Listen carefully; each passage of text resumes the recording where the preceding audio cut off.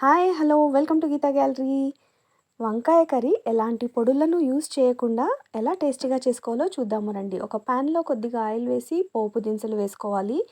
ఉల్లి ముక్కలు వేసి పసుపు వేసి కొద్దిగా ఫ్రై అయిన తర్వాత టమాటో ముక్కలు, వంకాయ ముక్కలు రెండు వేసి బాగా కలిపి కొద్దిగా వేగనివ్వాలి. దీంట్లో 1 కప్పు నీళ్ళను వేసుకోవాలి.